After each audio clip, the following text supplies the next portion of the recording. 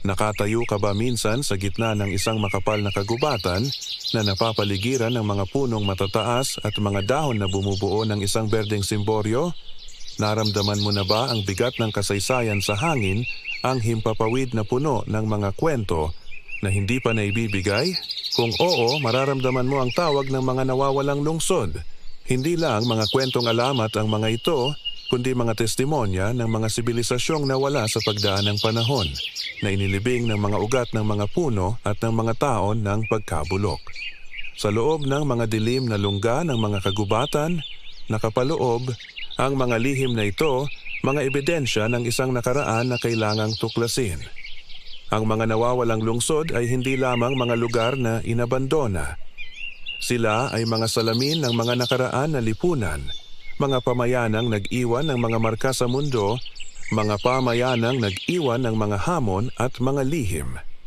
Isipin mo ang paghahanap sa isang lugar na lubos na natatakpan ng mga halaman, isang lugar na hindi pa natutuklasan, isang lungsod na inilibing ng mga siglo ng paglago ng kagubatan. Saan man tayo tumingin, ang mundo ay puno ng mga kwentong hindi pa natin nalalaman. May mga lungsod sa ilalim ng dagat, mga pamayanan sa mga bundok na natatakpan ng niyebe. Pero ang mga lungsod sa mga jungle ay may sariling uri ng misteryo, isang misteryo na pinagsamang pag-iingat ng kalikasan at ang mga lihim ng mga nagdaang panahon. Ang mga labi ng mga gusali, ang mga sinaunang daanan, ang mga simbolo na inukit sa bato, lahat ay naghihintay na matuklasan. Ano ang nag-udyok sa mga sibilisasyong ito na umalis? Ano ang naging kapalaran ng mga taong nanirahan doon? Paano sila nabuhay sa isang lugar na natatabunan ng mga puno at mga halaman? At sa pagtuklas natin ng mga nawawalang lungsod, ano ang natututuhan natin tungkol sa ating sarili at sa ating mga pinagmulan? Ang mga tanong na ito ay hindi lamang mga katanungang pangkasaysayan. Sila ay mga paanyaya sa pagninilay tungkol sa ating mga pinili, ating mga pangarap, at ang ating mga limitasyon. Ang paghahanap ng isang nawawalang lungsod ay hindi lamang isang paghahanap sa isang lugar. Ito ay isang paglalakbay sa loob ng ating mga sarili, sa loob ng mga kwento na naghihintay na matuklasan. Ito ay isang paghahanap na nag-uugnay sa mga sinaunang sibilisasyon sa ating mga karanasan sa kasalukuyan.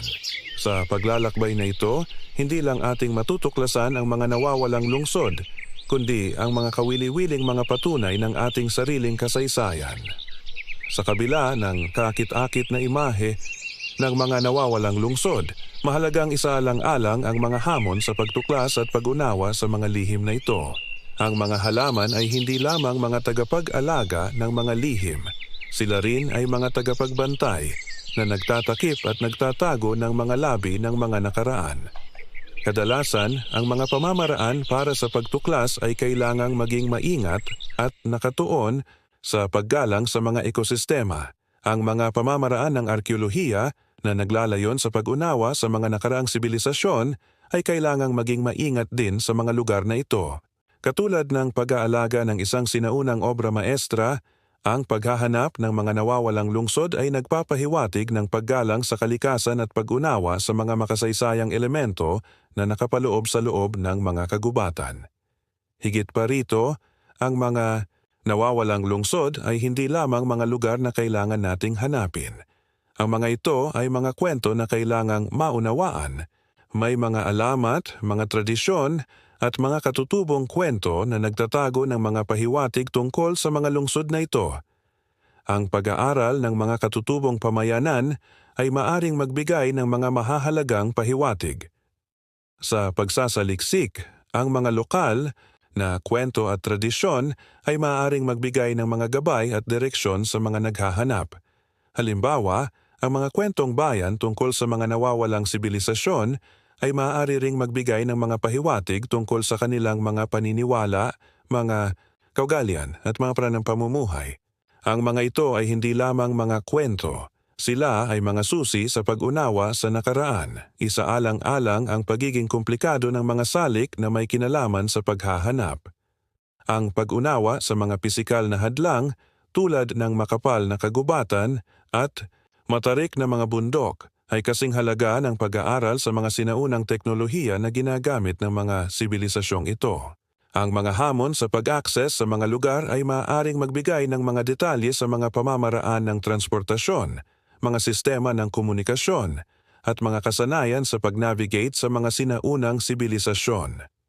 Katulad ng pag-unawa sa mga bahagi ng isang makinarya upang maunawaan ang buong makina, kailangan nating suriin ang mga elemento ng kapaligiran at mga kasanayan ng mga tao para maunawaan ang buong larawan. Ang paglalakbay sa pagtuklas ng mga nawawalang lungsod ay hindi lamang paglalakbay sa pisikal na distansya. Ito ay isang paglalakbay sa pag-unawa sa nakaraan. Ang paghahanap ng mga nawawalang lungsod ay hindi lamang isang arkeolohikal na pagsisikap. Ito ay isang panipunang paglalakbay. Nangangailangan ito ng pagtutulungan ng mga eksperto, mga lokal na komunidad at mga ordinaryong mamamayan. Ang pag-unawa sa mga lokal na kultura at mga pagpapahalaga ay kailangan para sa paggalang at maayos na pakikipagtulungan. May mahalagang papel na ginagampanan ang paggalang sa mga katutubong kultura sa pag-aaral ng mga nawawalang lungsod. Ang pagtutulungan at pakikipagtulungan ay hindi lamang mga paraan upang makamit ang layunin. Sila ay mga pundasyon ng pag-unawa sa nakaraan at paggalang sa mga pinagmulan ng lahat. Sa paglalakbay na ito sa paghahanap ng mga nawawalang lungsod, hindi lamang ang mga pisikal na labi ang ating hinahanap, kundi ang mga kwentong nakaukit sa may sinaunang batos, magkuang alamat sa mga katutubong alaala. Parang mga hibla ng isang mahabang tela, ang iba't ibang aspeto ng paghahanap na ito ay nagsasama-sama, bumubuo ng isang mas malawak na larawan. Ang mga kagubatan na tila mga tagapag-ingat ng mga lihim, ang mga alamat na tila mga susi sa mga nawawalang lungsod, at ang mga katutubong kultura na nagsisilbing mga gabay sa daan, lahat ay nagsasalita ng isang kwento ng mga sibilisasyon na nag-iwan ng marka, hindi lamang sa pisikal na anyo, kundi sa ating mga puso at sa ating pag-unawa, sa ating mga pinagmulan. Isipin ninyo ang mga nawawalang lungsod na parang mga butil ng alikabok sa isang malawak na universo. Ang bawat butil ay nagtataglay ng isang kwento, isang kasaysayan, isang pagkakakilanlan. At sa pagsasaliksik natin sa mga hibla ng kasaysayan, natutuklasan natin ang isang mas malalim na koneksyon sa ating sarili at sa ating nakaraan. Ang bawat lihim na natuklasan, ang bawat bato na napagmasdan, ay nagpapakita ng isang mas malawak na pag-unawa sa mga tao, sa kanilang mga pagpili at sa kanilang mga pangarap. Hindi lang natin hinahanap ang mga lungsod, hinahanap din natin ang ating sarili sa loob ng mga kwento ng mga nawawalang sibilisasyon. Tulad ng mga ugat ng puno na naghahanap ng malalim na lupa, ang ating paghahanap ay nagbabalikan sa mga sinaunang ugat ng kasaysayan. Ang mga lihim na ito ay hindi lamang mga ebidensya ng pagunlad ng tao, sila rin ay mga salamin ng ating mga pagnanasa, ating mga pagkukulang, at ng ating mga kapangyarihan bilang isang lipunan. Ang mga nawawalang lungsod ay mga paalala, mga pahiwatig sa mga aral na matututuhan natin mula sa nakaraan. Sa pagdaan natin sa mga kompleks na ito, nagsisimula tayong magtanong hindi lamang sa kung saan sila matatagpuan, kundi sa kung ano ang mga natutunan natin sa kanilang pagkawala. Ngayon, sa paglapit natin sa dulo ng paglalakbay na ito, nagbibigay liwanag ang mga hibla ng pag-iisip, ang mga imahe ng mga nawawalang lungsod, ng mga kagubatan na nagtatago ng mga lihim, ng mga alamat na nagbabalikan, lahat ay nagsasama-sama. Mula sa mga sinaunang bato hanggang sa mga katutubong kultura, ang paglalakbay ay nagiging isang refleksyon hindi lamang sa nakaraan, kundi sa ating kinabukasan. Anong mga aral ang matututuhan natin mula sa mga nagdaang sibilisasyon? Ano ang mga lihim na nakaukit sa ating mga puso? Sa pagtatapos ng ating paglalakbay sa mga nawawalang lungsod, hindi natin may iwasang tanungin ang sarili, ano ang kahulugan ng pagkawala? Hindi ba't sa pagkawala ng mga lungsod na ito, nakapaloob ang isang uri ng pagbabagong anyo, isang pagbabalik tanaw sa mga nagdaang panahon? Parang mga alaala na inilibing ng lupa, ang mga lungsod na ito ay nagiiwan ng mga marka, mga pahiwatig, mga kwento na patuloy na naghahanap ng kanilang pagsasabi. Ang pagkawala sa katunayan ay hindi pagtatapos, kundi isang paglipat, isang pagbabagong anyo sa isang mas malalim na antas. Ang mga nawawalang lungsod ay nagsisilbing mga salamin ng ating sariling paglalakbay. Hindi ba't lahat tayo ay may sariling mga lungsod na inilibing ng panahon, mga pangarap na natatakpan ng mga pangyayari, mga alaala na natatago sa mga sulok ng ating mga puso, parang mga ugat na lumalalim sa lupa, ang ating mga alaala ay patuloy na nag-uugnay sa atin sa ating pinagmulan.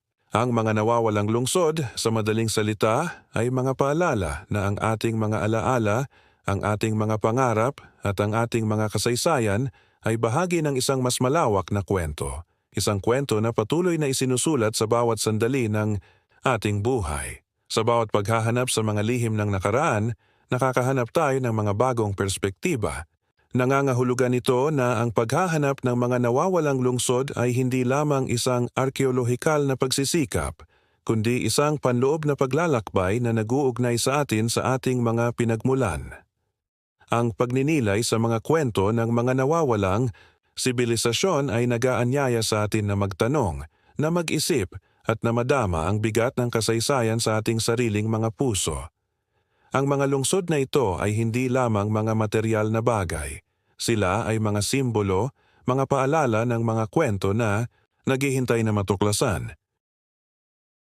Ang mga kagubatan na nagtatago ng mga lihim, ang mga alamat na nagbabalikan, at ang mga katutubong kultura na nagsisilbing mga gabay, lahat ay nagsasama-sama sa isang mas malalim na pagninilay. Mula sa mga sinaunang bato hanggang sa mga katutubong kwento, ang paglalakbay na ito ay nagiging refleksyon hindi lamang sa nakaraan, kundi sa ating kinabukasan. Ano ang mga aral na matututuhan natin mula sa mga nagdaang sibilisasyon? Ano ang mga lihim na nakaukit sa ating mga puso? Ang mga tanong na ito ay nagiiwan sa atin ng isang napakalaking pagmumuni-muni. Ang sagot ay maaaring nasa loob natin. Ang tunay na paglalakbay ay hindi nagtatapos dito. Ang paghahanap ng mga nawawalang lungsod ay nag-uudyok sa atin na magpatuloy sa paglalakbay, na magpatuloy sa paghahanap ng mga sagot na naghihintay sa ating mga puso. Sapagkat sa pag-unawa natin sa nakaraan, nagsisimula tayong magkaroon ng mas malalim na pag-unawa sa ating sarili at sa mundo sa paligid natin. Ang mga nawawalang lungsod ay mga paalala na ang ating mga alaala, ang ating mga pangarap, at ang ating mga kasaysayan ay patuloy na bahagi ng isang mas malawak na kwento, isang kwento na patuloy na isinusulat sa bawat sandali ng ating buhay. Ang paglalakbay ay nagpapatuloy.